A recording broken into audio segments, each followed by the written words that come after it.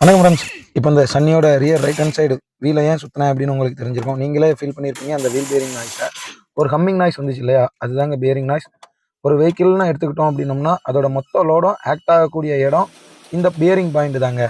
So அது failure ஆகிருக்கு அப்படின்னா நம்ம இமீடியட்டாக அதை வந்து ரீப்ளேஸ் பண்ணிக்கிறது நல்லது. அது எப்படி கண்டுபிடிக்கலாம் அப்படின்னா, ஒரு எபோவ் 80 கிலோமீட்டர் ஸ்பீடுக்கு மேலே வெஹிக்கிளை ட்ரைவ் பண்ணுறப்போ அதில் இருந்து ஒரு ஹம்மிங் நாய்ஸ் வருங்க, இந்த வெஹிக்கிளில் வந்த மாதிரி. இதே நம்ம வந்து அப்படி விட்டுட்டோம் அப்படின்னா அது ஒரு கிரைண்டிங் நாய்ஸ் ஆகும், அதுக்கப்புறம் ஸ்கியூலிங் நாய்ஸாக மாறிடுங்க. இப்போ மோஸ்ட்லி எல்லா வெஹிக்கிள்லையுமே சீல்டு பேரிங் தாங்க கொடுக்குறாங்க. இதே ஓல்டு வெஹிக்கிள்னு எடுத்துக்கிட்டோம் அப்படின்னா டேப்பர்டு ரோலர் பேரிங் கொடுத்துருப்பாங்க. அதனால் க்ரீஸ் பேக்கிங்னு சொல்லுவோம் இல்லையா, ஒரு 20,000 கிலோமீட்டர்ஸ்க்கு ஒன்ஸ் வந்து நம்ம ப்ராப்பராக வந்து அதை லூப்ரிகேட் பண்ணணுங்க. இந்த பேரிங்கில் அந்த மாதிரி லூப்ரிகேட் பண்ண நெசசரி இல்லைங்க.